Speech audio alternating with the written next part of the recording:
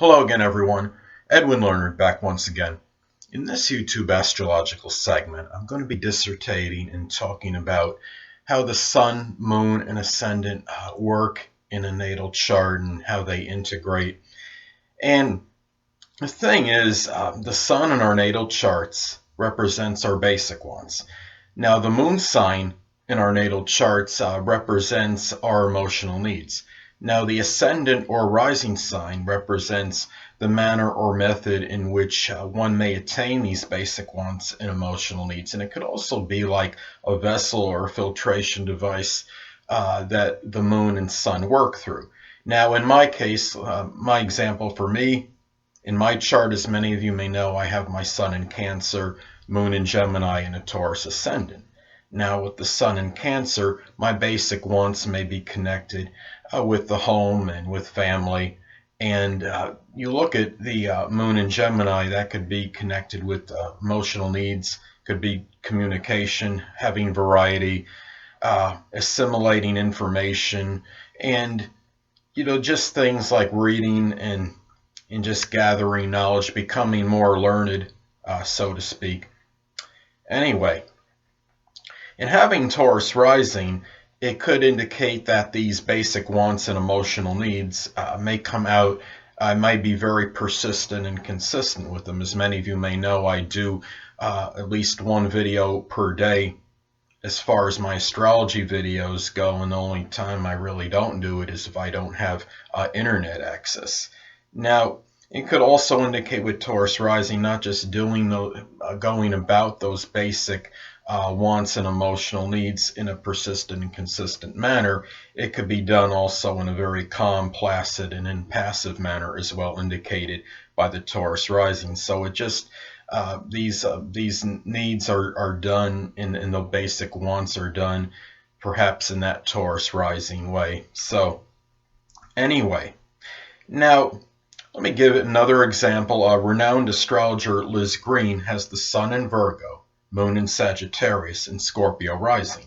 Now the sun in Virgo, the wants are connected with analysis, things that are work related, and the moon in Sagittarius, emotional needs can include to philosophize and things connected with philosophy and being that perpetual learner, perhaps. Now, Scorpio rising enables her to do this through astrology and psychology and with emotional intensity. So this is that filtration device, the Scorpio ascendant, which this Virgo analysis and the Sagittarius need to philosophize comes through. And her philosophies may very well be projected through astrology, and she can maybe very philosophical regarding things connected with philosophy and psychology. And she may very well bring her analytical Virgo sun into the mix as well and do a lot of analysis in matters connected with astrology and psychology. Now, another good example is Donald Trump. Now, Donald Trump has a Gemini sun, Sagittarius moon, and a Leo ascendant. Now, his loquacious Gemini sun may come out very magnanimously in a flamboyant manner, so to speak.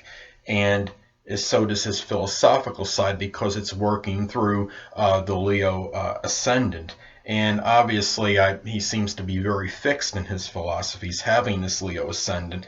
And the Gemini sun, the talkative Gemini sun, comes out strongly through his Leo ascendant. And as many of you may know, it seems like he does talk a lot about things pertaining to himself. And I think you could see how the sun, moon, and ascendant are working in that example. Now, whether the sun or moon comes out stronger can be dependent on the placement of each and by the sign and house. Now, if you have, say, the sun in Leo, for example, it's ruled be either Leo or Aries, then in a dignity, then it could come out stronger perhaps than the moon. Say if the moon was not in a sign that it ruled or exalted, and say if it wasn't in Cancer or Taurus and it's in another sign, and it's in, say, a cadet house where the energy can be dissipated, then the sun may come out stronger. But if you have, say, the moon in Cancer or Taurus, and you have it, and even if you had it, say, in an angular house, and then the sun was weak by sign and house, then the moon may be more emphasized.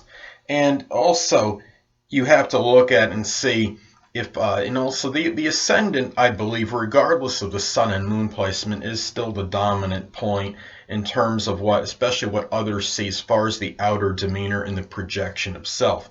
So even with the sun in Leo, and even if you have a completely different ascendant, you could still project more of that ascendant or rising sign characteristics or tendencies, but that is just my perception and opinion on that.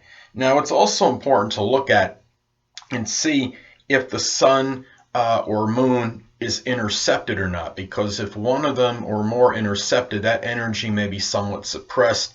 And let's say if the sun was intercepted in your natal chart, then the moon could likely come out stronger.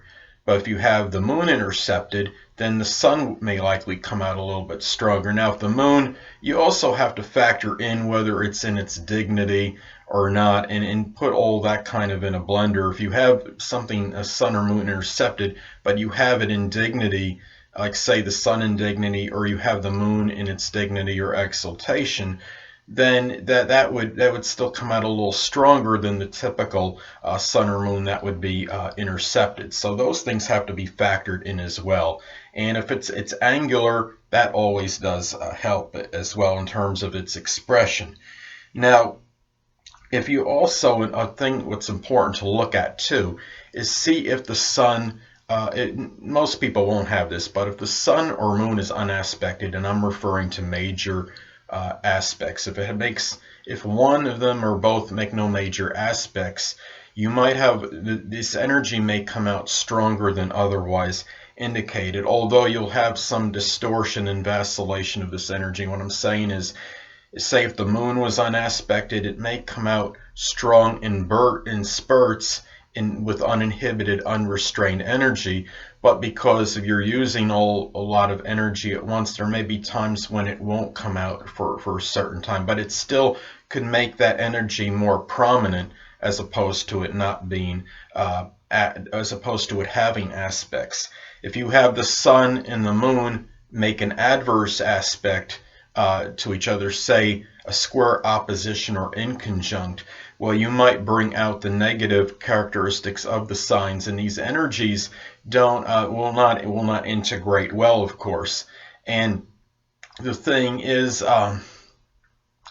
let's say, for example, if you had the sun in Cancer and an Aries ascendant and it made a square aspect, well, it might bring out some negative attributes of Cancer. For example, maybe the person might become oversensitive over certain statements that might be perceived as derogatory. They may not be.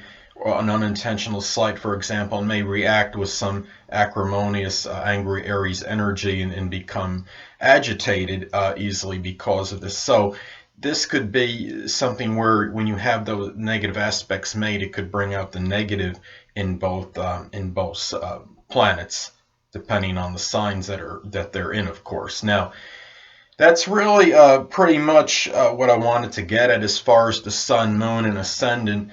And another thing too is this I talked about the moon being in its dignity in Cancer, and then it's in exaltation in Taurus. And I've talked about this at least in one other video. I thought was interesting is that a Gemini moon, even though the moon's not exalted or in its dignity in Gemini, it seems like it comes out stronger than most of the other moon positions, if not all of them to some degree. And it seems like that if for whatever reason, maybe it's because Gemini is a loquacious and talkative sign, and it doesn't, and if the person is talking as a result of that Gemini moon energy, maybe it's suppressing that other energy to some degree at certain moments. And I think that might have something to do with it.